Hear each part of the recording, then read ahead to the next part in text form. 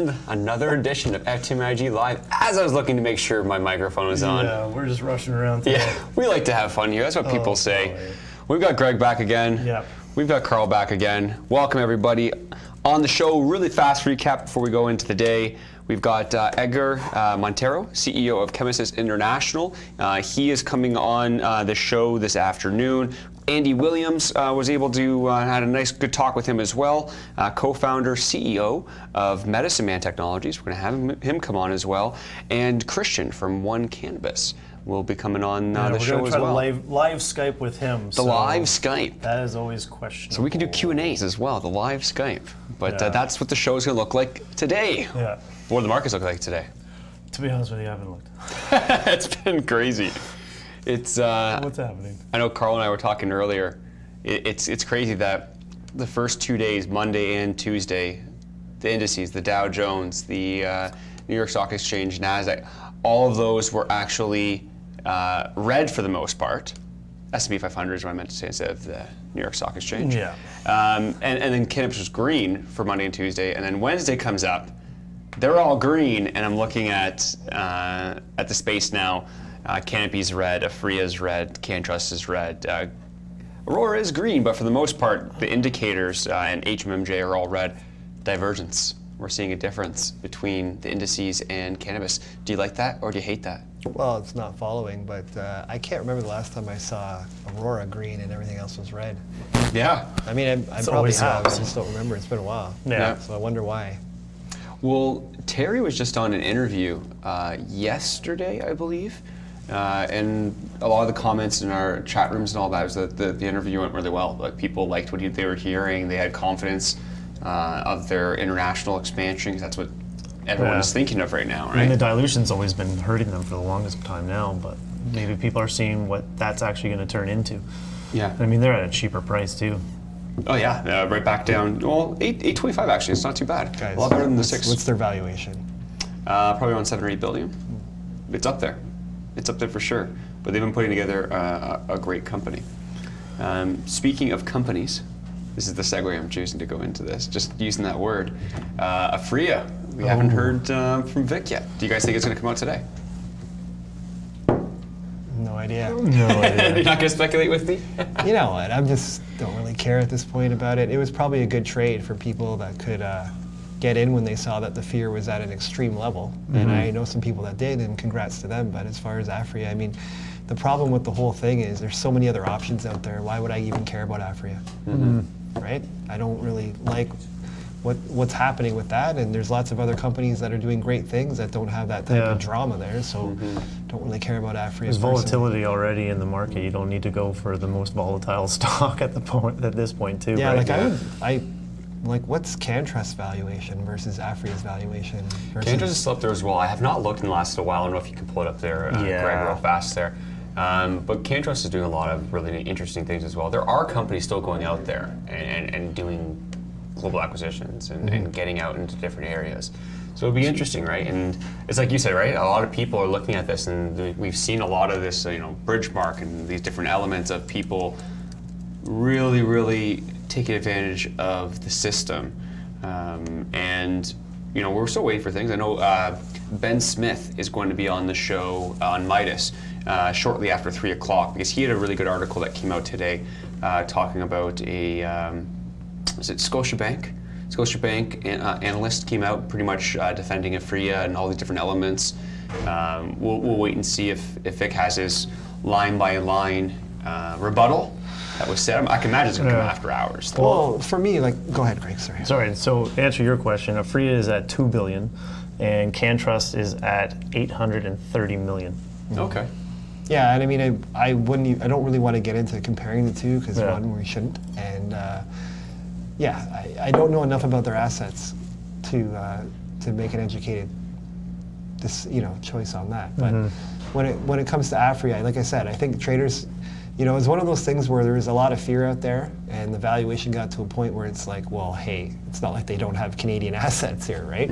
So people got in probably near a bottom and did well on a trade, and that's what I think Afrea's been good for. But now it's like, I just don't like what's going on, right? Yeah. And there's so many other companies out there right now, so it's like pass. Yeah, yeah. I've been really trying to fight that myself, and just waiting until you do hear from the other side, because I try to remain open-minded. But there's a difference between was something legal or not, and was something right and not. There's actually a huge difference between those two. Well, none of these are a client, right? But would you rather take a position in GGB or Afria right now? Oh, I'd definitely go for like a GGB. Yeah. Yeah. Actually, There is, funny though, those two are kind of tied together. Yeah. It's kind of funny, actually. I interview the CEO tomorrow, actually. That'll be coming up on our next week's show. So if you have questions, we've been posting on our Facebook group for All the Money Investor group. You can head over there. We've had questions asking, do you have questions for Peter Horvath, the CEO of Green Growth Brands, GGB? I should say I do own some Green Growth Brands. You should say that. You should. That's Picked it up, That's good. eh? That's good. Full You're disclosure. Full disclosure. But you know what? I'm happy. I mean, even just looking at the past, when I started speculating in cannabis, you know, I've learned, and everyone should keep learning. And one thing I like about them is their management and the people behind that, right? That's the power of brands in that in GGB. Yeah. You know, it's proud to say that I own that company. And I think they're going to see a positive effect towards their company and just the stock, but also the company itself, with this farm bill going through, as is Charlotte Webb, CVSI. You've got a bunch of different players, Crop, a bunch of different players in the hemp field, because that for viewers, I can imagine if you're paying attention, you already know, but just in case, you know, the farm bill was put through the Senate. I think it was 73-13, like a unanimous vote yes, which has the hemp bill in it, which will legalize hemp. Yeah. And then that goes through the House of Representatives, or House of Republicans. I always mix that up with the House of Commons from the Canada side, but it has to go through the House. I think that's some point today. And if it went through 73-13 from the Senate, you'd think that it would go through the House. So then after that, it's Trump. It's the president. Yeah, I don't think he's been pro of that for a while. Yeah. I'm not worried that it won't go through. However, you never know. Yeah, Did you get into any hemp plays? No. No. Well, no. Well, GGB. GGB has a hemp side to it for sure. CBD. That's what I want to really ask is, when it comes to American Eagle, are you going to be using hemp to make a clothing line for America? So I want to see if there's synergies there. Yeah. Well, no, but that's the things that they can do, and I think they're going to focus on regional brands, not necessarily national brand, which is cool, right? Because you can't market towards someone in New York as you would in LA. It's two different vibes, right? Or for in the Northwest in Seattle or something. So doing regional brands is a pretty good move if that's what they're going to do. Yeah, and was it 3 people got licenses in Nevada? That's a huge place in Nevada. They got 7, right? GGB got 7. MPX I think had 4. Yeah, they did. And there was one other player as well. Forgive me for whoever the company is. I can't think of it right now. Another player got licenses there, and some big ones like Body and Mind, BAM, and Planet 13 did not get extra ones, and that's what hurt their stock so much. Right, and then that's, again, it goes back to the people that are behind, you know, GGB, right? I think we're going to see this happen more often, where they're going to get things and other people aren't. Yeah, they've got the contacts, they've got the money, they've got.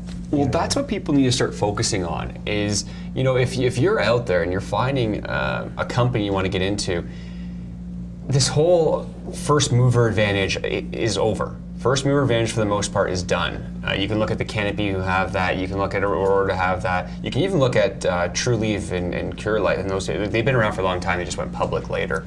But that whole advantage is gone. Now you start looking for what states are they in, or provinces. Yeah. What countries are they in? What products they do? You have to look for an actual thing. When it comes to management, so many people are forgetting. A lot of these companies started off with miners, or started off with people who, you know, had never grown more than like 10 plants, and now we got to actually become a retailer. So if I'm looking at a retailer who also gets cannabis, they don't have to get cannabis. They will pay for the people to grow it. They'll pay for the people to make it. They don't have to worry about that part. No, you need to grow exponentially and be a retail brand. That's why some of these players stick out more than others, where they're like getting like 2 stores. Yeah, well, they're gonna go. What did Peter say when we went to that thing? I'm gonna go out and get 100. Yeah. Just. Well, like on a real estate basis. Yeah. Like on real estate. That's getting the real estate locations. Like that's what I'm saying. Like these people you know, they know what they're trying to do. They're just very confident. Like when we talked to him at the Canaccord conference there, he was doing his thing. You're listening to him, you're like, this guy's not trying to oversell anything, you know. And now that influence is coming through us. Yeah, it wasn't really cockiness. It was just confident that he's just gonna own it. Absolutely. So Sam here says, Aurora and Mexico deal smells fishy. The latest article in Seeking Alpha raises simple unanswered questions shareholders should be concerned about. Check it out today. I have not read that myself. I'm somewhat cautious about reading articles on Seeking Alpha. I think they have a lot of writers, so you do get a good range of like, oh, that was such a well put together article. And other ones like, that's a stretch.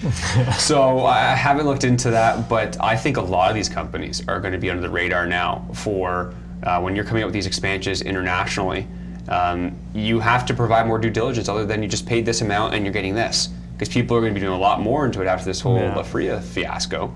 It's social media, you know. They might be halfway across the world, but it's a second away for internet. People were looking into Afria for anyways. Like people might be looking into ACB already. You know, and like, what are they going to be finding out? And now Seeking Alpha is coming out with another article on ACB, and who knows what that's about. Like, well, you don't get to the top without making a few haters. Yeah, I guess so. I am a big fan of what Cam Batley and the team are doing over there. You need to be aggressive with it. You need to move fast. Oh, of course. But to start saying things are overvalued and all that, again, like Carl alluded to, we're not financial advisors, so we won't make those types of calculations because we're not allowed to. But it's a really intriguing time where some of these Canadian companies are going to be pioneers in this. And even these American, I just love seeing this grow. And now that the Farm Bill's coming through, people are all just like, oh, who's going to be the hemp players? No, the companies that are going to make us 20 baggers or 50 baggers, they haven't even begun yet because it's been illegal. Just wait until a clothing company comes out. Just wait until a food supplement company, you know, just wait until one of these massive retail opportunities come out, Hempcrete, and getting into something like that. Hemp itself is going to be a commodity. Do you invest in a corn company? No. Do you invest in what happens to that corn company? Possibly. I don't know why you chose corn when I said that, because you don't really do any and you know what? But my point stands. Yeah, no, it's all right. This guy. Maybe fuel. We'll do fuel. There you Turn go. to diesel. I'm trying to save myself there. but honestly, you're not going to go into these hemp players. You're going to go into what they're doing with the hemp. But sorry, you had a point before I started laughing uncontrollably. Yeah, I know. The transfer of wealth, right? So the people that were, the speculators that were in very early, the Auroras and the Cannabis, and I still think they're going to do very well. But there's other places to put your money with that can, you know, a little more speculation. Where are you putting your money? I already told you there. We're digging in here. What's he doing? I don't really like what I see in the market right now, actually. Yeah. So it's a good time to just research and, you know, make the right decision. Build a company behind the scenes. That's what I'm doing right now. But I'm not taking too much risk. And I think it's insanely smart, though. It honestly is, and so many people take this downtime and they just look away and don't come back. And then as soon as a rush of some sort happens again, now they're all interested. This is the time to start doing your due diligence on companies. Yeah, and you see it in our chat rooms too, right? Like, you know, volumes die off, but it's really a good time to. Well, hey, I mean, you don't really want to be buying, right, when these things are high, unless you're shorting. Yeah. So it's a good time to follow along and do your research and follow up. Absolutely. Well, speaking of research, we're going to do some right now, actually, some little due diligence on a company called Chemesis International. We had Edgar Montero, he is the CEO, stop by and let us talk about his company a little bit more. He's out in Colombia, Puerto Rico, and I believe he said California as well. So we'll turn to that now and see what he had to say. Joined here today by Edgar Montero, CEO of Chemesis International. Thank you for coming on the show today.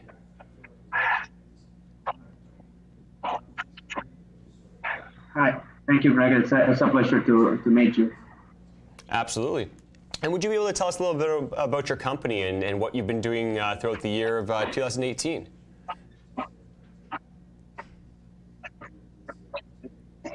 Yeah, of course. Yeah, we started the company back in July, and it's been a fantastic ride. We started with assets in California.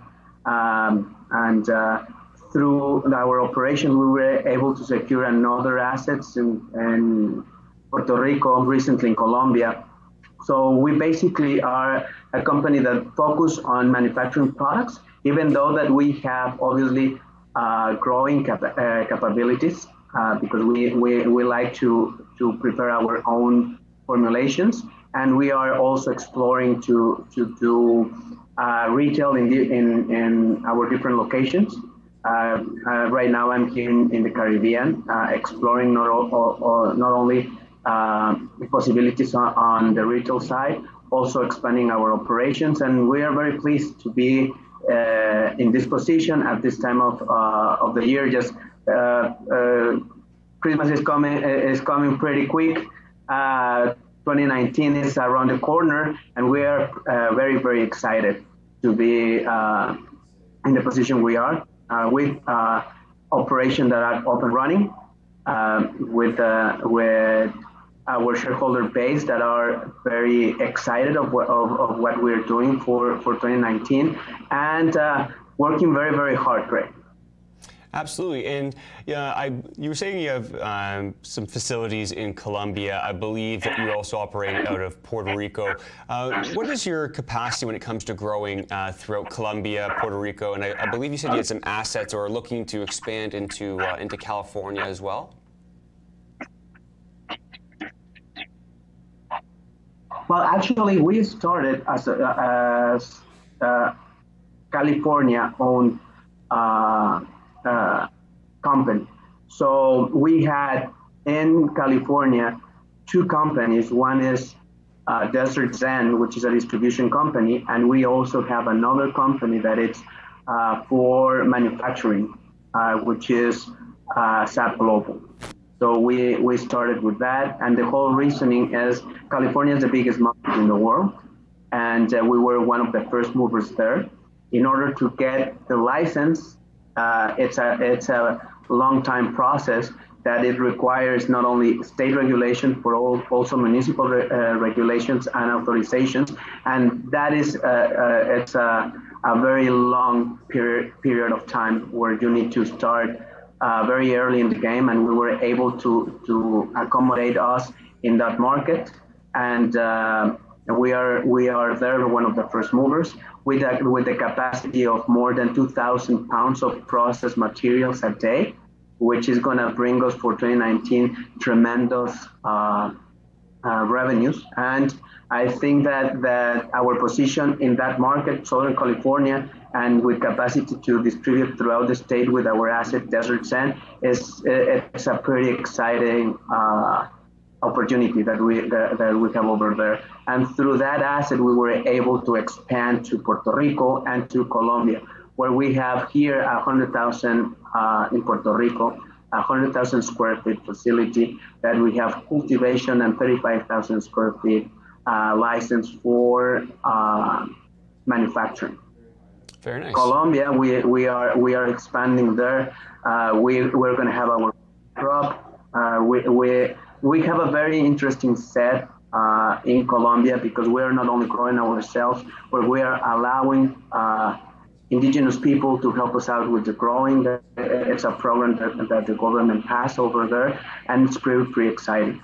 So our whole plot here is to start creating what the economics of the market will be, what we believe is going to be our differentiator, which is growing and having processing capacity in those countries where obviously the cost of production will be way less than the current cost of production that companies in Canada or even in the States will have, and through our expertise be able to provide to different companies, obviously directly to the market, and that's where we are pushing very, very hard. Oh, good to hear. And when it comes to your operations in Colombia, what are you currently growing in Colombia? Are you doing hemp, so non-THC, or were you approved for THC products in Latin America? Yeah. As of now, because in Colombia the process is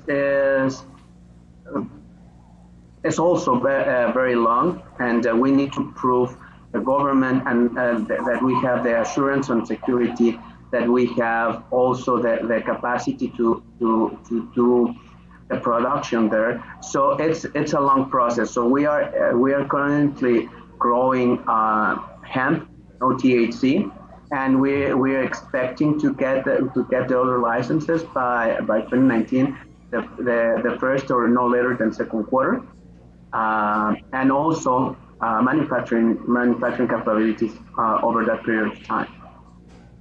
Yeah, very interesting, because I know a lot of people are looking at Latin America as a massive, the population throughout there is in the tens and tens and tens of millions. There's a huge market there, and not many players have started making their way into Colombia and Brazil and Latin America, so it's interesting to see that front.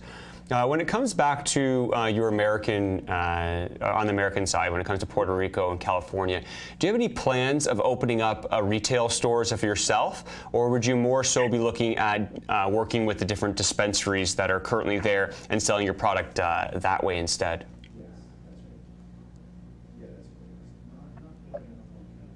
Well, let me tell you something. In Puerto Rico, with our asset, Natural Ventures, we're proudly servicing the about 90% of the island dispensaries.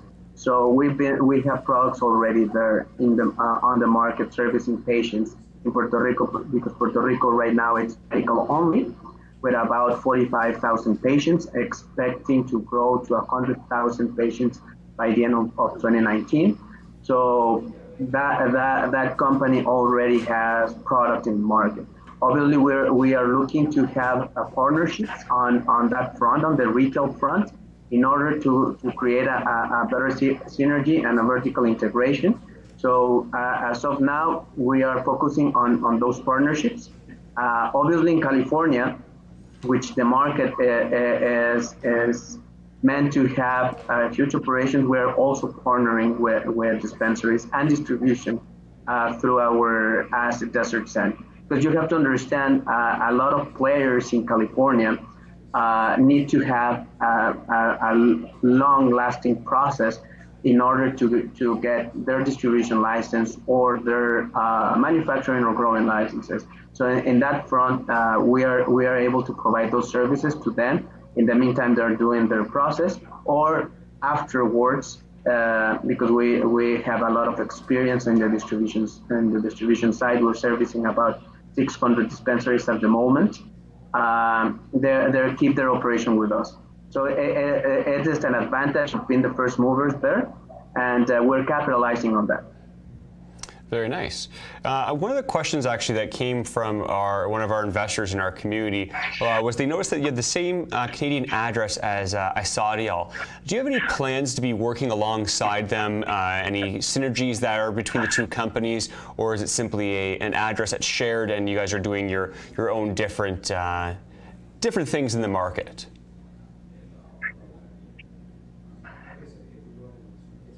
We have to do different things in the market. We specialize in manufacturing processes and THC products at the moment. So I think that's a clear differentiator there. And most importantly, we focus on expansion through Latin America.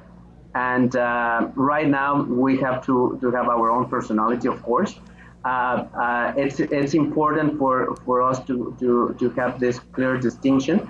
And for us, it's also important to focus on the things that we are doing, the assets that we are creating, the value that we are putting together. I think is exceptional. If you look at our press releases, you will see that the ownership structure that we have on all our deals, it's pretty outstanding. And through the quarters, you will start looking at not only more revenues coming in, but deals that have that structure where we are the main dictators of the future of those endeavors. So it is an important distinction. Mm-hmm. No, absolutely, and I appreciate you for elaborating that as well. For investors who are looking to learn more about you, just speaking about your investor presentation, your website and where they can find you on the stock market as well.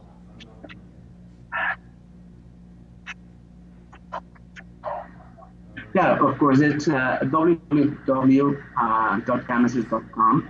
So you can watch not only our news and press releases, but also some of the products that we're going to launch to the market. On the stock exchange, we are trading at the CSE, the Canadian Stock Exchange, under our symbol CSI. Perfect. Well, hey, I appreciate very much you taking the time to be able to speak a little bit more about your company, take some of our investor questions as well. And for everyone who is watching and viewing, you can head over to the website now and learn a little bit more about you. I appreciate, like I said it again, for coming on, and we look forward to having you on in 2019 to see where you've been able to progress over the next couple of quarters. And it's a crazy game in the cannabis world. I wish you all the best with it as well.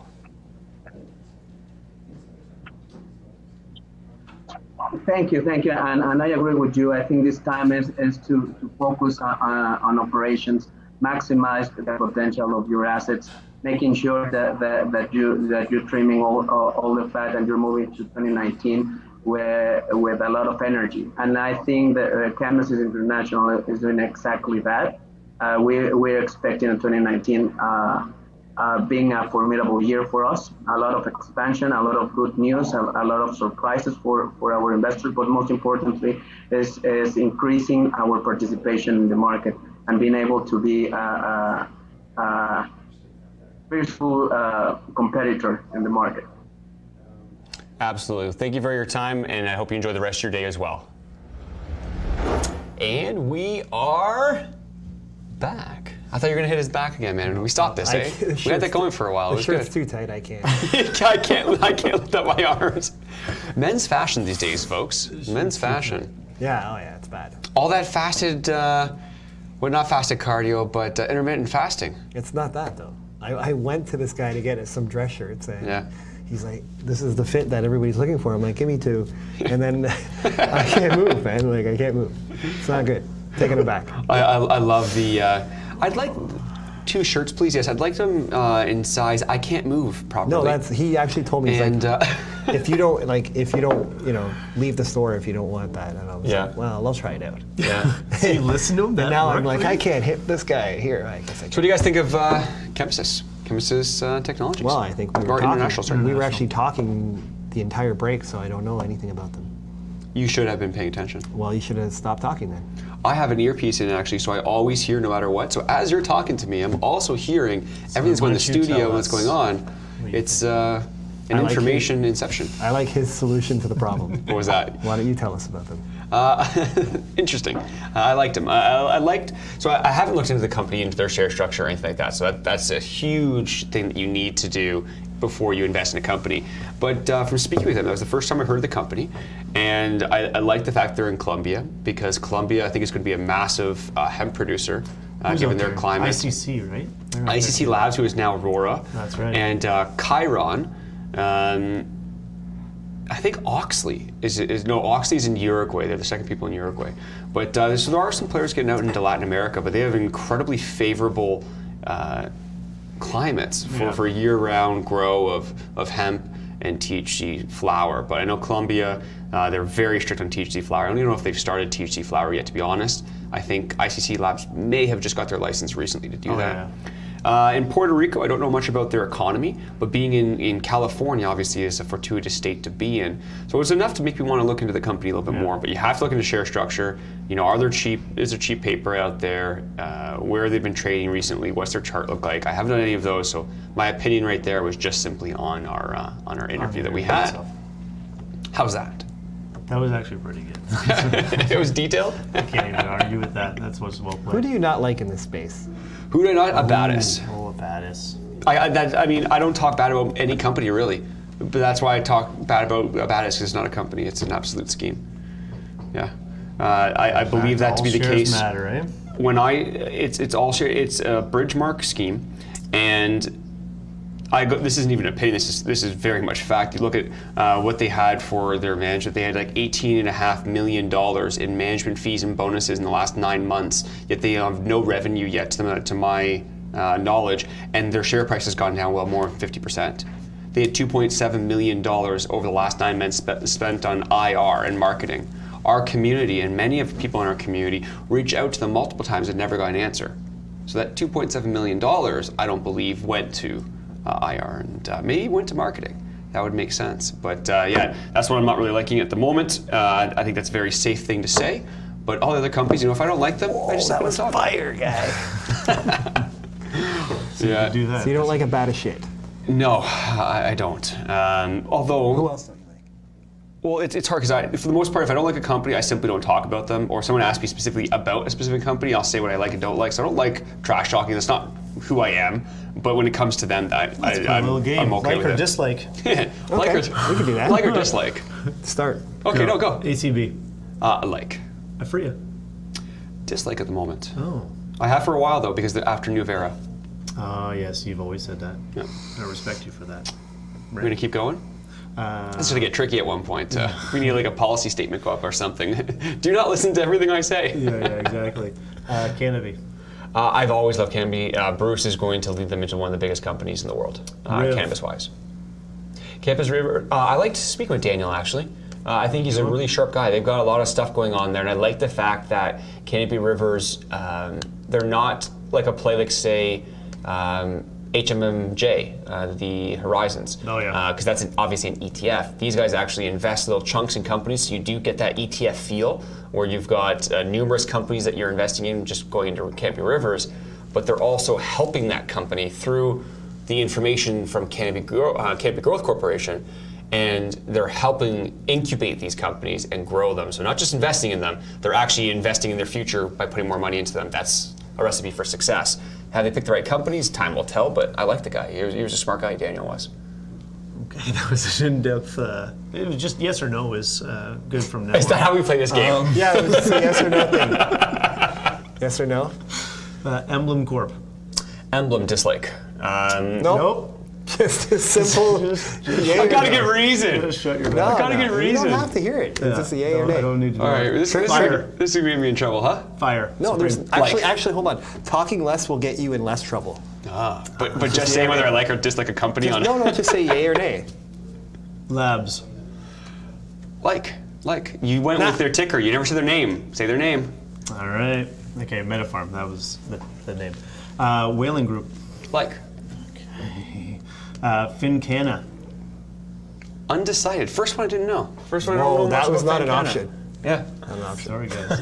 But moving on. No, Radiant this is a good. Technology. I think everyone's enjoying Dislike. Dislike. Oh yeah, they blew it. Okay, I need to know this one. Go on. Radiant RTI, Radiant Technology, was massive when they first came out. They were the first extraction company people really were focusing on. Their technology is like amazing, unreal. Yeah, and you know what? They partnered up with Aurora.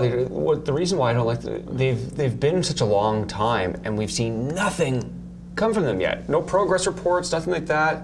Playing with my hands, okay. So yeah, I just want to see more from them, right? Yeah. I want to see more from them. A lot of people came out saying they would do this and say they're going to do that. We need to sift through those companies, who's actually making progress and who's actually going to be a good investment. RTI? In RTI, I'm not sure. I don't see the progress, personally. I don't see it. They extract with a microwave. Yeah, and a lot of people don't like that. Radiation. No, There was a debate in our chat room about the radiation, different type of radiation. Yeah.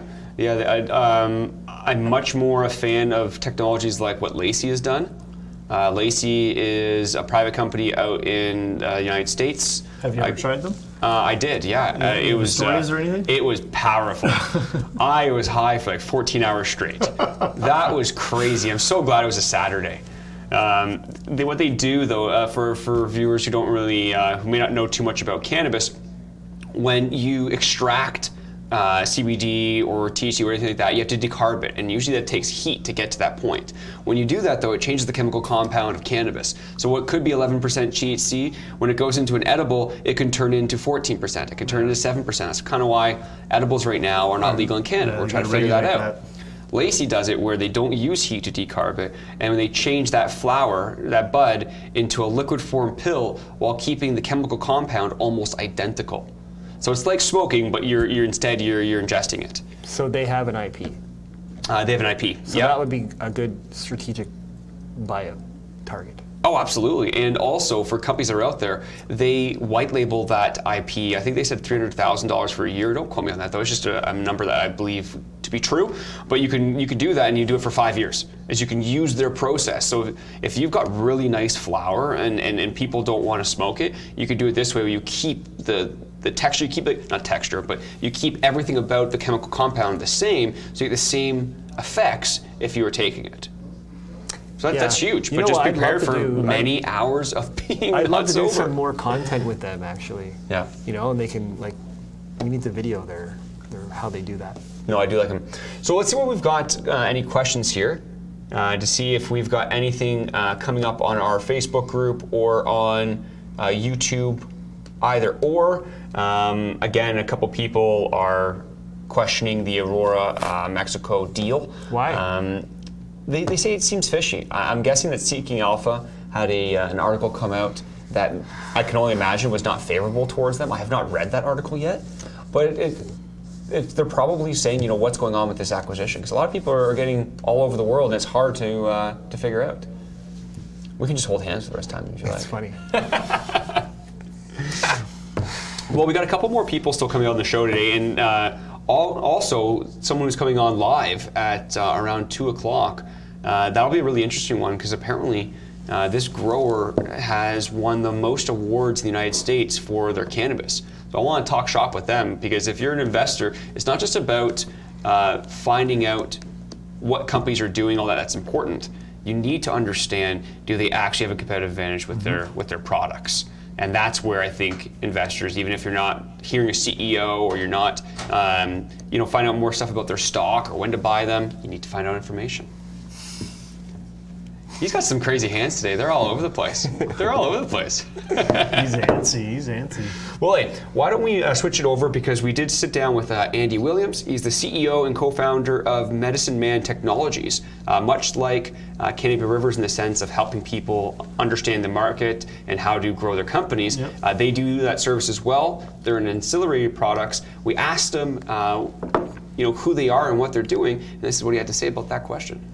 So, Andy Williams, I own a number of companies in the cannabis space. Medicine Man was the first I started in 2009. Medicine Man Technologies we started in 2014. So we had learned a lot of things about how to run an industrial cannabis cultivation operation, as well as retail. And we knew that a lot of people were trying to get into this industry. So we started a consulting company called Medicine Man Technologies that helped the people that had the money and desire and the passion, business acumen to get into the cannabis space, but didn't have the know-how. And we provided that know-how. And the services we provided were helping them to get licensed in whatever state that they were in. Usually it's a competitive licensure. So having somebody who knows, the operating one of these facilities goes a long way to helping to win a license. We designed and built facilities, trained employees, got systems up and running, and helped them open doors. Our business expanded to other products and services. We now help people that are in the business but not doing as well as they thought they'd want to. We help them do better. We have products such as Success Nutrients, which is the nutrients that the plant use to grow, and so everybody in the cannabis space growing plants can use that nutrients. It's designed specifically for marijuana and is the best nutrients I've ever used. Then we also have a supply company called Big Tomato, where we supply the cultivators with the equipment and consumables that they use in order to grow cannabis. And we have a book called 3-A-Light that teaches people at home, because a lot of states you can grow at home legally. It teaches you how to grow cannabis and grow it very well as an app that goes along with it. So we're in multiple aspects of the industry right now. Yeah, it would sound like it. It's interesting to hear where you came from, helping other companies. Is that a lot of companies in America and in Canada are in need of that, because there's a lot of people. It's a lot easier to not go through the growing pains and instead have someone teach you how to go through those, and don't have to learn through, hopefully not through error after error, but also getting into ancillary products, like it sounds like as well. Do you guys grow it all? Do you guys have your own facility, or are you more so in ancillary products and also doing consulting services for these different cannabis companies? Right now, Medicine Technology is in the ancillary space. So we help people do it, and we provide products to them. So we provide products and services to the cannabis space. I personally have my own licenses in cultivation, retail, extraction, creating products, selling those products.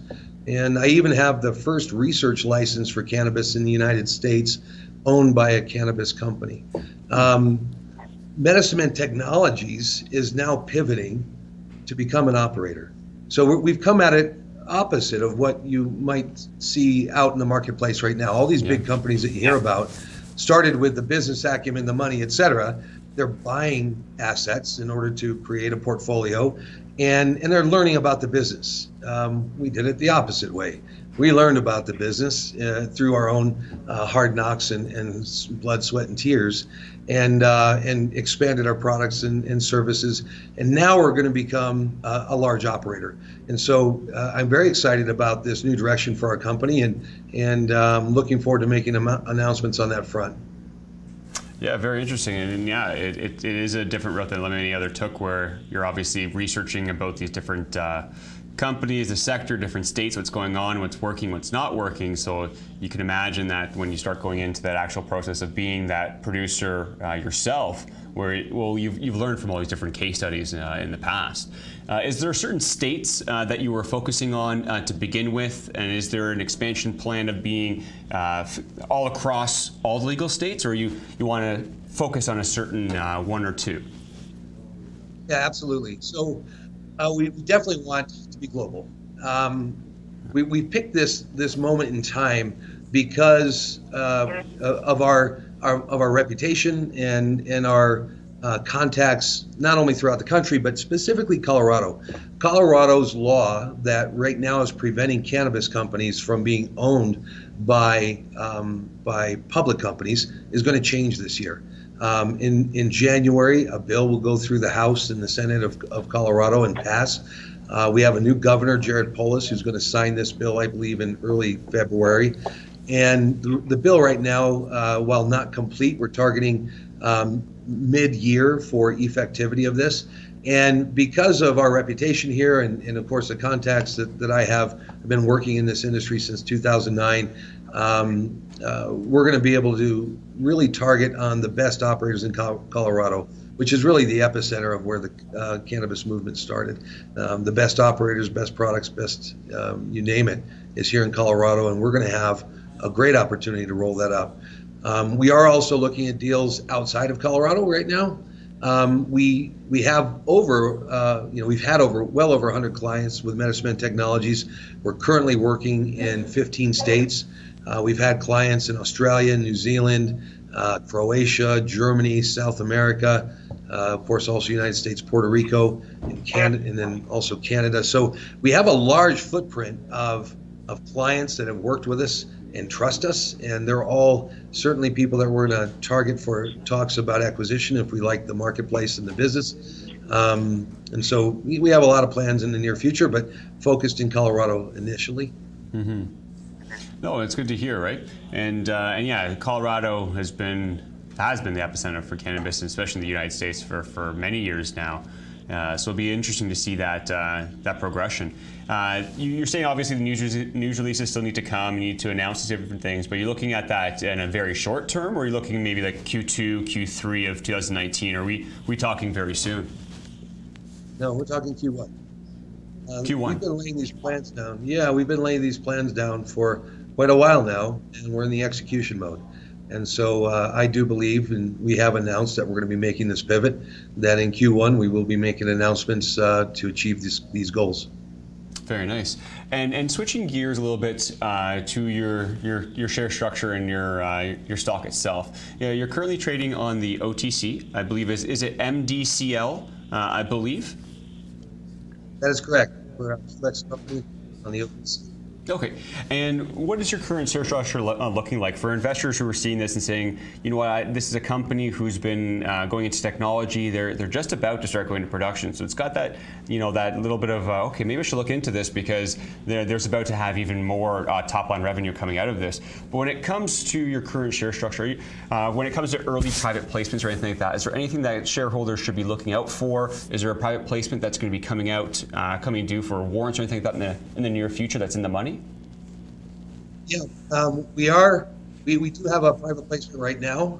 We're raising an initial fundraise, not overly large, but large enough to make some of these early acquisitions that we're talking about and growing the infrastructure of our company. And I can certainly talk to people about that if they're interested. I can't go into details over this, but you know, we've been very careful about how we've grown our company. You know, we don't have, you know, hundreds of millions of outstanding shares of stock that are out there. We don't have huge warrant structures that are going to put, you know, caps on the market as time goes on. We don't have any debt. We've been very careful about that, and with this raise, we are going to continue to be careful. No, I appreciate that very much, going through that. And I noticed that you're not on the CSE. A lot of American companies have chosen to come on to CSE for some liquidity and being a part of the Canadian market in that way. Do you have any plans for that, or are you sticking more so on the American side when it comes to listing your stock? You know, we were looking at that pretty aggressively before October of this year. I think it was October that you saw the 30% drop in the Canadian market in a very short period of time. And while that's still on my radar, I'm waiting to see what's going on in Canada for a little while before I further those plans. It is on my radar. I do see that as an opportunity for a large fundraise in the future if we want to do a list or you know, other opportunities that may present itself. But right now, I am focusing on the OTCQX. You know, I think, have you heard about the States Act that's coming down the pipe this year, I believe? And which one? I know that there's a few bills that people are speaking about in particular, but is this specific to Colorado, or are you talking about all the states in the U.S.? So on the federal level, so I'm on the board of the Cannabis Trade Federation, and we've been working very hard at the federal level.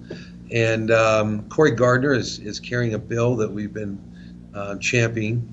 That's a tough word to say for him with him, and it's called the States Act. Elizabeth Warren is also a sponsor of it, and the States Act will federalize cannabis. So much like alcohol or gaming, the federal government will say if the states have regulations that control this product, the states can run those programs without federal interference. More importantly, the operators in that space will not be violating the Controlled Substances Act. So that will do a couple things for this industry. It'll fix 280E, which is a tax code that doesn't allow retailers to take tax deductions that most people would, and the effective tax rates are very high. It also has the opportunity to fix banking. And so when that happens, I think you're going to see financial institutions in the United States start looking at banking some of these expansions, as well as the NASDAQ and NYSE start looking at opening up to the U.S. cannabis companies. Yeah, absolutely, and that's the biggest reason why a lot of these American companies chose to go on the CSE and list there is because of how hard it is to raise capital in the United States when it comes to cannabis, but also the banking concerns. You know, when that I believe it was the Cole memo. I believe that's what it was in the beginning. When that was pulled, that's what really started this ripple effect. Everyone's like, oh no, what's going on with American cannabis? But I believe most states, yourself and most people are under the under the understanding that it's an inevitability now. It's not is it going to happen. It's more of a when. For cannabis to remain a Schedule I drug, it absolutely is ludicrous, to be very honest. It makes no sense because there are medical benefits to that. So it'll be very interesting to see that come through. But so that would be a huge impact, I can imagine, for yourself and many of the players in the United States. But I definitely have to ask about one more bill that's currently going on. A lot of people are speaking about it right now, and it's the Farm Bill. Do you guys have any access or any plans to be in the hemp industry, or do you think just in general that's a huge step forward for the industry as a whole that will benefit you guys? Yeah, I love this the opportunity that the hemp industry is going to provide. Textiles as well as the CBD oil and everything that will come from it. I have looked at different hemp operations or a different idea with hemp in terms of how to get into that space. I think it's going to be a very large market. I can't go into details. None of this is public, of course, but it's a two-edged sword. Right now, with cannabis companies are providing cannabidiol or CBD oil to customers that need it from their licensed facilities. As more CBD becomes available, of course, that takes market away from the current licensees. It's great for consumers because they'll have different access to it. But there's not a lot of understanding on the effects of CBD alone, rather than having the other cannabinoids involved with it. I think it's more effective when you have some THC with it, maybe just a trace amount, but still the endocannabinoid system, I think, brings it in better. So it is going to affect the cannabis market as it is today, but creating a much larger CBD market, on just the regular market as it is. So it's a two-edged sword, but I definitely am looking at different opportunities within that sector. Yeah, absolutely. And yeah, I think it does pose a lot of benefits, while also a lot of challenges in the sense of, how does that affect current, especially medical providers and all of that when CBD is coming out. But I do agree, the more people I speak to, you really get to look at the whole package of the different cannabinoids and trichomes and having them all together. So it'll be interesting, but we're still a little ways on the research for that. But no, I appreciate very much you taking the time and coming on the show, letting us know a little bit more about your company and what you plan on doing in 2019. Again, you can find yourself on the OTC MDCL. And do you have a website where people can look a little bit further into what you've done and what you'll continue to do? Yes, the website for Medicine Man Technologies is that, medicinemantechnologies.com, or to see a broader portfolio of what I own, medicinemanportal.com. And I think this is a great time to invest in our company. We have expansion plans that are about to take off, and you're never going to find the stock at the price again, I don't think.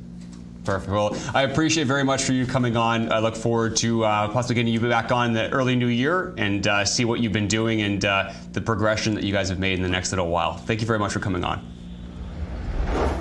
And like I said there, thank you very much, Andy, for coming on. I had a good chat with him and what he's doing over with all the different elements of actually going into growing now, opposed to the ancillary products and the information side. So it'll be interesting. Someone who actually knows what they're going into. Besides what? Besides half the other cannabis companies out there. I think there's going to be a lot of, we've talked about this a while, I think there's going to be a lot of failures. Not so much in 2019. Failures or buyouts? Yeah. I think 2020 is the year that we're going to see a lot of failures. In 2019, there's so much lack of supply that if you have supply, someone will grab it off of you. Yeah. But what happens when there's not a lack of supply in Canada anymore? And that's going to happen probably in 2020. Well, then now you really start getting rid of all the chaff in the space. The chaff. We're going to farming terms here. But he spoke about something really interesting, the States Act, and what that would do for America. I remember Alan Brockstein was on the show with James, I think last Wednesday, talking about this. Is the United States going to legalize? And it was really interesting to hear him say that he does not think it's going to legalize the next 2 years. The Brock. The AB, the Alan Brockstein. Did he say why? Because there's no incentive. Blows my mind if they don't. Well, yeah, but think of it from, if you legalize it federally, then all of a sudden, you now have to start charging proper taxes. The taxes they charge cannabis companies in the United States is unbelievable. It's incredible because they understand that there's that technically it's not legally federally, so they can do whatever they want. If you have that, then all of a sudden now these states can't charge this incredible taxes they've been charging. So why would they push for it to be legal federally? They'd probably want it just in their own state and grow their own state. Huh. And if it goes federally, well, then are you going to be allowed to start going state to state now if it's federally? Like, there's so many different elements, but I don't know. I do think it's going to go through. I think it mostly just it's going to be an election campaign. One of the sides are going to run on it. Interesting. That is my thought. That's my thought on that. That's my thought. And then the Farm Bill coming as well. It was interesting seeing somebody, or a few people say, are these prices already baked in? It's a good question. They've been running a little bit, are they? Well, what would be the next catalyst after a Farm Bill? For a hemp player, revenue. Revenue. If it's strictly hemp, that means they're going to have all the banking they need to have. So it's going to be legal. What does that tell you, right? Sell the news. But I mean, I'm not too worried about my GGB. Well, they're also in many different forms of cannabis as well, not just strictly CBD.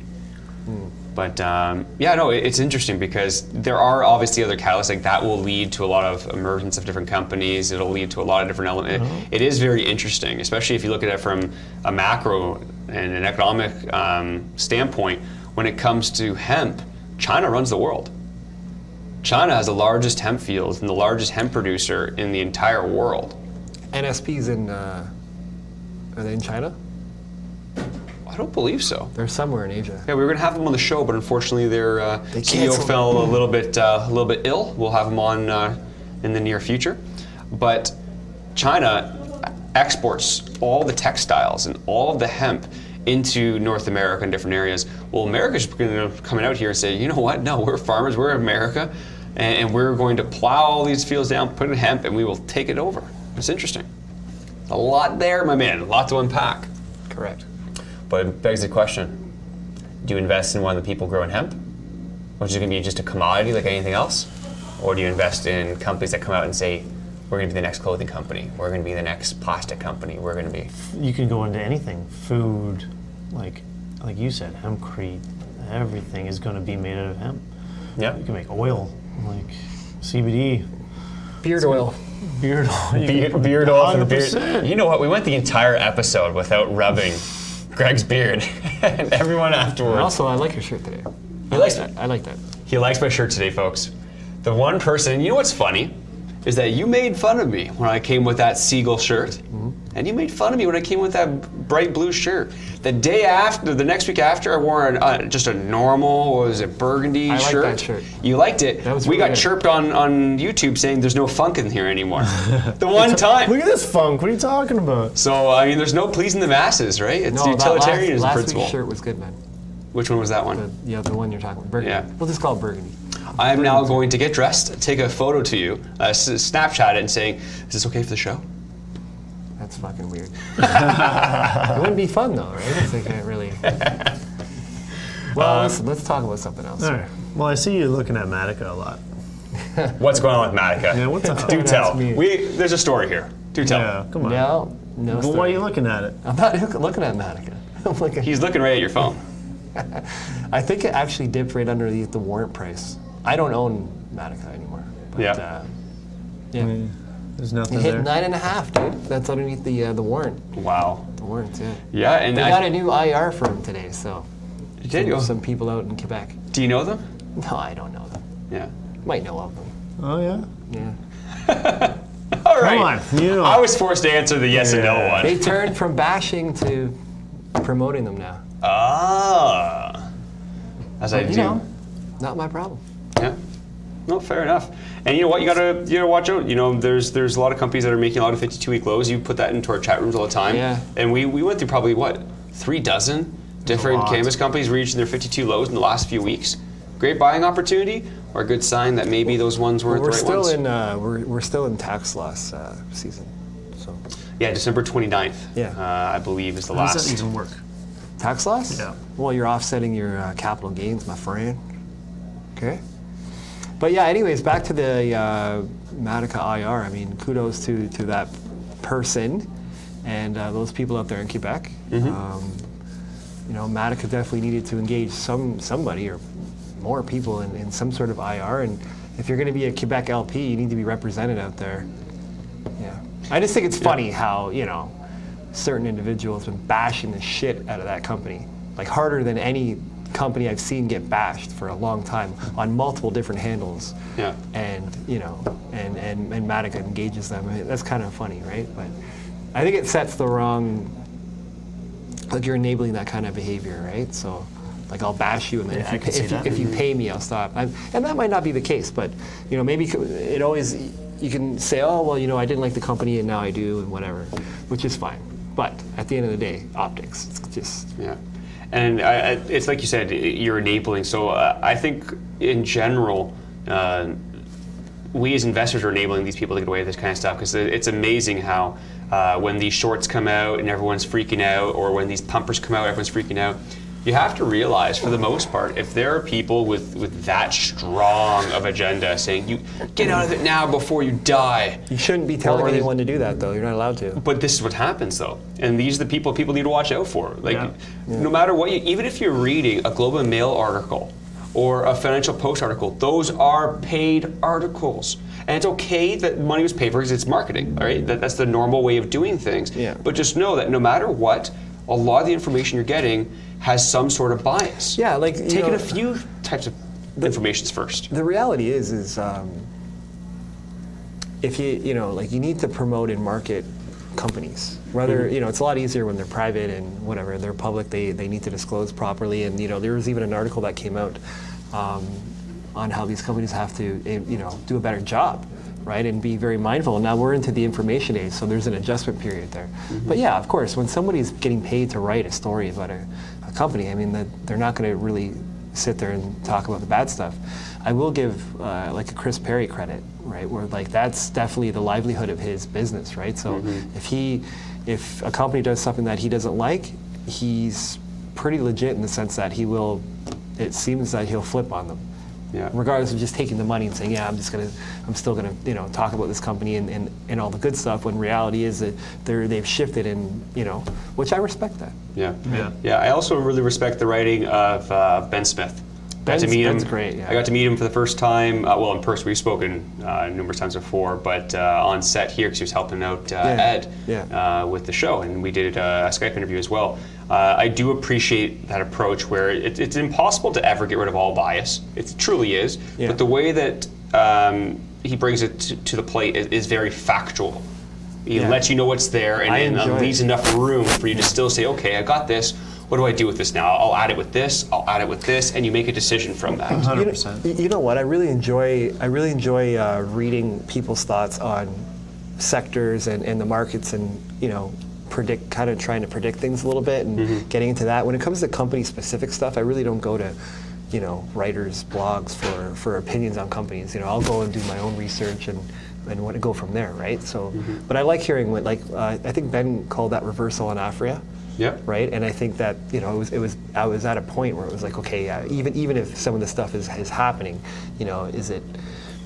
Look at the valuation, right? And so that showed his experience. I really enjoyed that. Yeah, 100%. Good to hear. Well, speaking of due diligence, we're going to do a little bit right now with a private company actually that's looking to go public on the CSC next quarter. We're talking to Christian, who is the CEO of One Cannabis. Christian, welcome to the show. How are you today?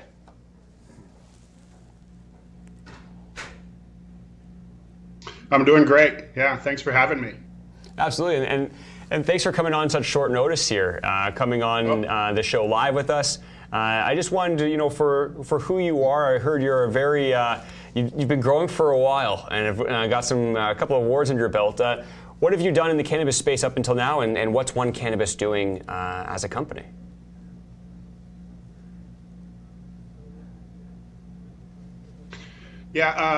I've had a plant in the ground for over 10 years, as they say. I started growing legal marijuana in Colorado in 2009.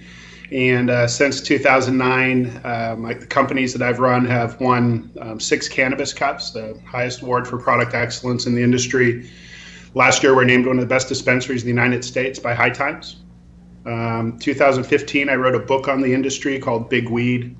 And last year, we started franchising the retail concept of marijuana. And so we've been successful in selling franchises around the United States. and now we're looking to go public on the CSE. So we have I've been doing this a long time. I've had a chance to meet with a lot of the Canadian LPs and great guys, and it's fun to sit down with them as we always just sort of tell war stories. But typically, I've been in it about 6 years longer than anyone in Canada, and just so we're bringing our wealth of experience to the markets, and think we have a very reasonable play as a public company in the future. Yeah, it's great to hear. I mean, there's a lot of people or a lot of companies actually that don't have a lot of growing experience. So it's interesting, especially when you go into the United States. There's some states obviously that have been illegal for a good long time, so you've had a lot of time to practice with that. When it comes to the franchising, how does that model work? So if I'm a franchisee, I have a certain amount of money to open up a franchise, am I then growing myself and you're teaching me how to grow with your methods? Is that how it's going to just spread?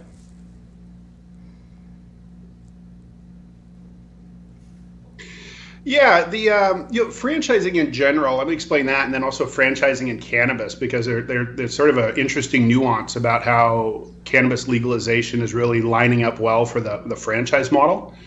So franchising in general, we're the franchisor, and so just like McDonald's or Subway or Midas, car repair or H&R Block tax returns. I mean, all these are franchise concepts where a franchisor has learned the lessons of how to do it the right way. We've learned both what to do and what not to do, and so that we can pass that experience on to our franchisees and they can benefit from it and not make the same mistakes.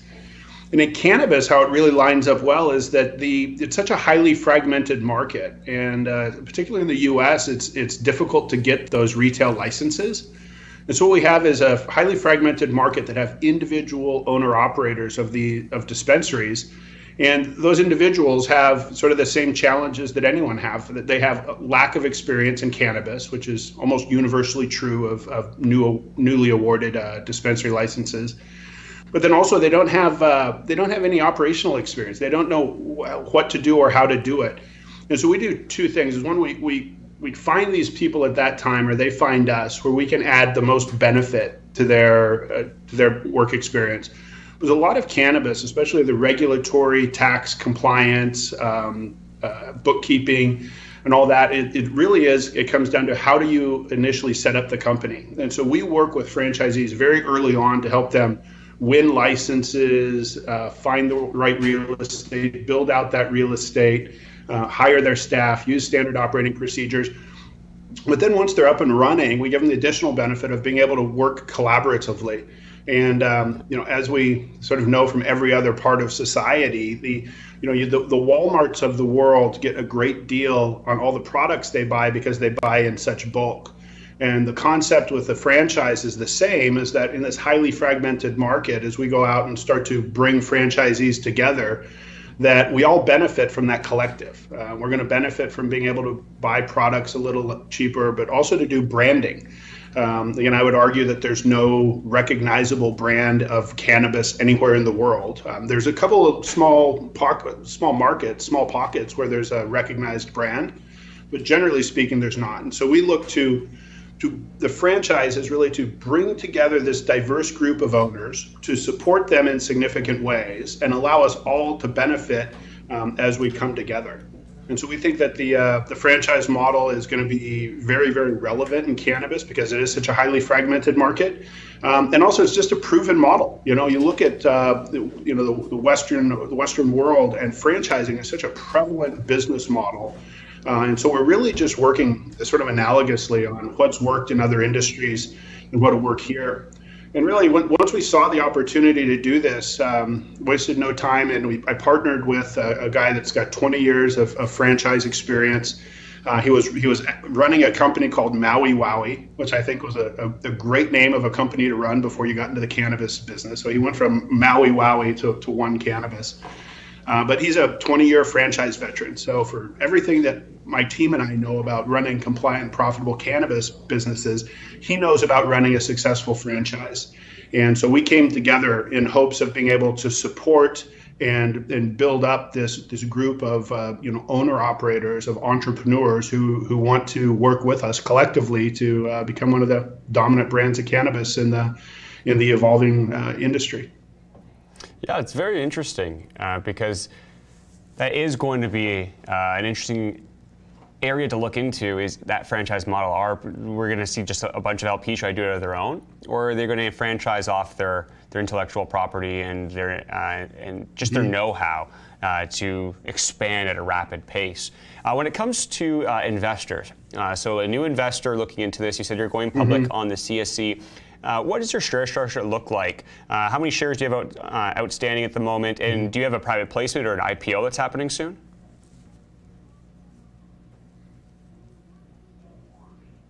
Yeah, we're actually we're doing the final private placement before the IPO. We're currently working on several options around a public listing. Most directly, we're working on a long-form IPO for the CSE. We're also looking at a couple of reverse merger options and one just straight merger. So we have a couple of ways we're doing that, but we are doing a final private placement right now that's going to have, we're building in some arbitrage to make sure that those investors benefit from the IPO. And we hope to be public and trading in the first quarter. But to be very candid too, the going public process for us is important, but it really is what happens after that. We're really positioning this. I think when you look at this sort of first wave of public cannabis companies that's come through now, and they're getting pretty beat up after the 17th, and the market's down considerably. We're really positioned to be the sort of second phase. I came up in Colorado, and in Colorado we have an interesting expression that pioneers got arrows and settlers got land. And to that extent, we're really looking to be settlers in this industry. And we're looking to build significant long-term value for our shareholders. One of the unique things about franchising that I think is a huge benefit to our shareholders versus others is that if you're invested in a company that's acquiring new units, they're going out and they're paying cash or stock to buy these units. And you have to, at some point, look at how long does it take to return that capital to the company, to the investors. Franchising is not only needed in this industry right now because of how fragmented the ownership is, but it also is hugely capital efficient. And what I mean by that is, we're looking at opportunities in Los Angeles right now where we would go in and have to pay, $12 or $15, $20 million for a dispensary. And instead, we're having people that are willing to pay us $100,000 as a franchise fee and then give us 5% of revenue to help them not make the critical mistakes we've made. And so the requirements on capital are very, very different for franchise companies versus sort of what I'd call sort of the pure LP route. There's a lot of companies out there, the MedMen, Ianthus, MPX, others that are they're going out and acquiring these assets. And again, they're priced up right now. There's a lot of expense to them. You get a lot of capital risk tied up in these assets that might fail. And additionally, then we have a diversification. With 100 franchisees, if we lose one of those units for any reason, then it's unfortunate, but it's not going to kill us. We didn't have a lot of capital wrapped up into it. We've got 99 others that are operating, and so I think that the interesting part of where we are is that it's low capital requirements, huge diversification, and sort of a higher return on investment. The average, operating income for a franchisor is typically over 80%, because we're taking 5% of revenue and we don't have a lot of significant expense to set that against. So we're, although we're playing in that same space as effectively a branded multi-state operator in the U.S. and hopefully Canada soon, our economics are very different, and I hope that our return to investors is significantly different and better than our competitors that are just doing a straight cash roll-up. Yeah, and for investors who are listening to this right now and they like what they're hearing, they find it interesting, is that private placement, is it almost closed, or do people have somewhere to reach out to find a little bit more information, possibly get on the private placement or the IPO that's coming up as well in the near future?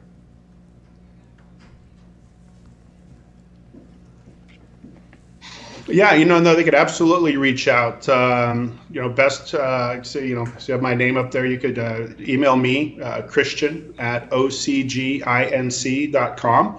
I'd be happy to put them in touch with our investor relations team. We have most of it subscribed. It's not quite a bought deal, but we've got most of it already taken care of. We're going to open it up on Monday or Tuesday of next week.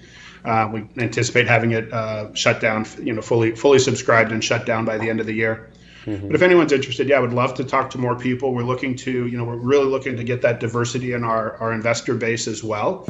So we're welcoming back our current investors, obviously, but we're also, looking to sort of spread that investment base so that we have a nice broad base of investors that's adding a lot to our aftermarket activity. Yeah, absolutely. And from ourselves here, at my studio, Follow the Money Investor Group, we love finding things like this when it comes to opportunities. You still have to look into what your financials are going to look like, the different aspects of your company, which is why reaching out to you is the best way to find out that information. But it's interesting because a lot of the times I find investors only find out about a company once they're, a week before their IPO. But to have a chance to possibly get on the IPO or a private placement beforehand, I just want to make sure I got that out to anyone listening who was a little curious there, so they knew where to go, so they can inquire a little bit more into that.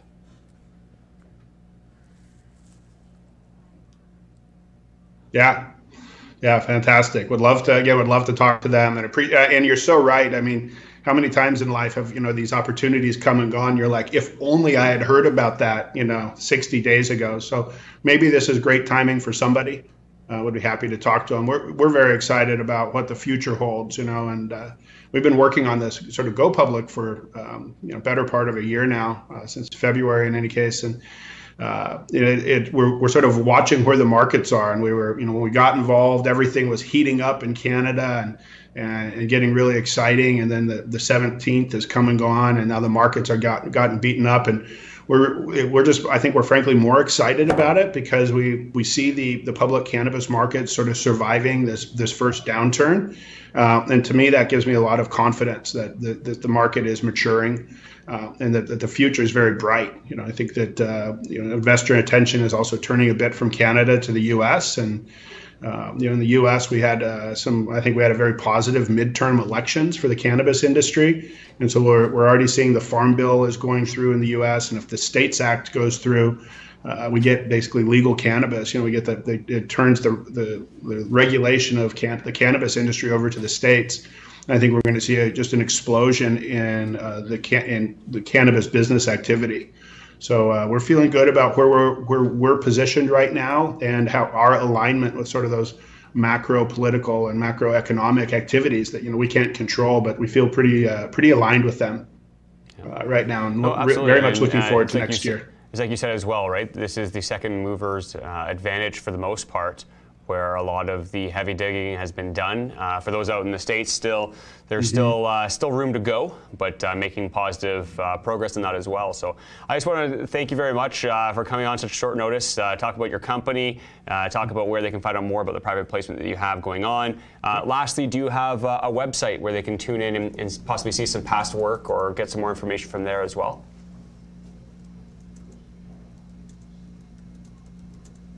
Yeah, absolutely. Same website as my email. It's ocginc.com. ocginc.com. It's our website. And again, if you want to reach me, it's christian@ocginc.com. And a lot of information out there, both about the franchise opportunity, our history. I think there's a pretty substantial media page, of winning a lot of awards over the years. We've got a lot of press that people can go and get a real good sense of who we are as a company and the team. And and then after that, give us a call. We'd be happy to chat with anyone about it and invite people out to Colorado to tour all the facilities and get a real sense of who we are. Absolutely. Well, thank you very much again for coming on the show. Looking forward to seeing the progress that you're going to be making next a while. And when Q1 comes around next year and you're getting ready to get that IPO, we'll be sure to get you on here to give an update to all the viewers and possibly new investors into your company. Perfect. Gentlemen, we're back. Yeah, we're back. On his phone. What's going on here? What's going on, folks? We just got he dropped? We had some criticism.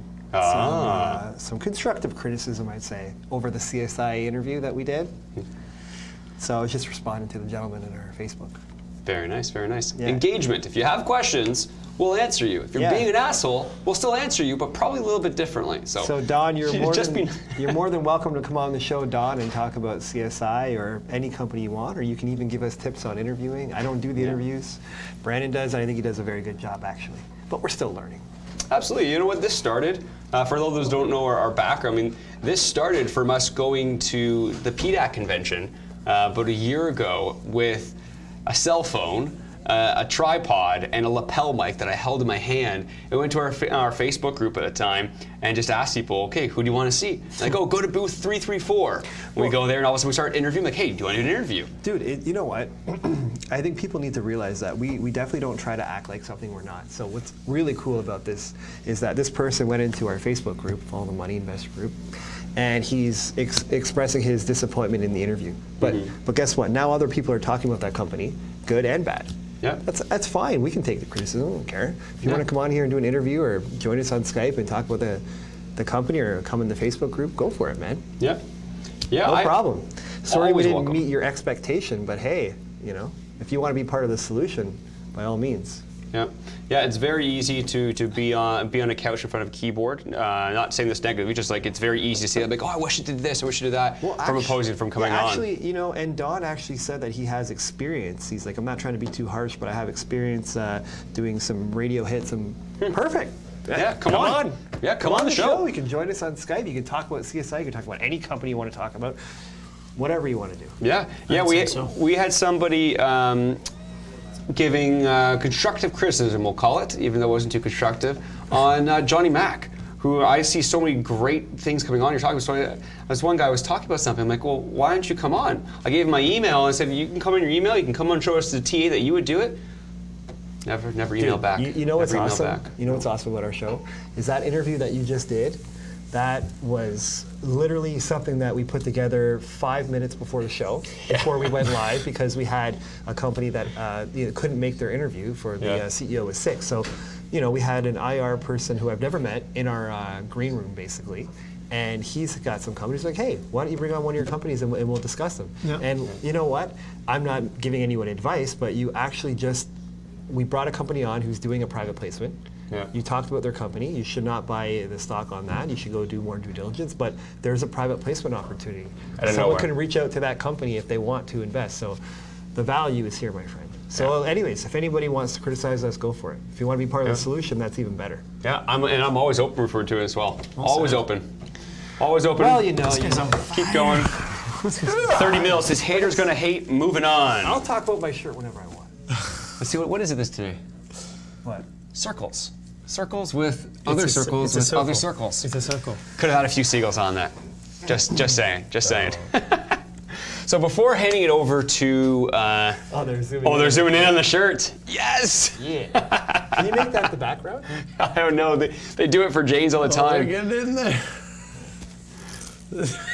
It's too funny though. I remember I saw James coming in today, and his scarf had more funk than my wardrobe. His scarf. There's certain things you don't fight. You don't go after Michael Jordan and try to say you're going to beat him at basketball. Don't go after James West and say you're going to beat him at his shirts. But I like the shirt. It's too tight. It's too tight. It's too. I can't move. Can you put your arms up? No. No. I actually like if I go like this, it's like rip it. So let's go to the market before we're about to enter power hour. We're a little bit away still. We're getting closer. The mining sector looks awful. I don't know if there's anything really no, nothing really moving whatsoever in there. Really slow in volume in the mining sector. I think that's going to be very different come next year. U.S. cannabis. Isodiol, we were talking about them earlier. Isodiol has got a pretty good bump from this hemp bill or farm bill going through. They're up 19%. Wow. Naturally Splendid, they're up 11%. And then other big movers, Crop 8%, but they've been running for a bit, back up at 40 cents. And YOLO, that one was, I know the name of it. Yep. Cody Carubia, he was on your CEO, great, he used to be with Supreme Pharmaceuticals in 1933 Industries. YOLO is called... Whistlers of the North. Oh, don't come back to me. This is what I get for trying to call it out. I called the CEO his name. I know who you are. But his... Weekend Unlimited. I love this earpiece. Thank you. The award goes to the studio. So no, it's been an interesting show. Bunch of good people coming on. I don't know what Carl's doing here. I think he's staring into the abyss. Can we get a shot of this really quickly? Really fast? Right? No, there. It almost looks like a still. Oh, I thank everybody for coming on the show. It's always, we love hearing your comments, constructive or good. We're always growing. If you have ideas, by the way, for the show, let us know. This whole thing is meant so that you have an interacting and engaging experience. If you think, hey, we'd love to see this a part of your show, we'd love to see you stop doing this. Come on the show, Doug McDougall. Don McDougall, I think. We'll always look at it. Yeah, Don or Doug, you're more than welcome. I'd love to learn from someone who's been in reporting before. And just in general, if you've got some feedback, we're always you'll always see us in the chat rooms. Let us know anytime. Appreciate it, everybody, and we will catch you next Wednesday.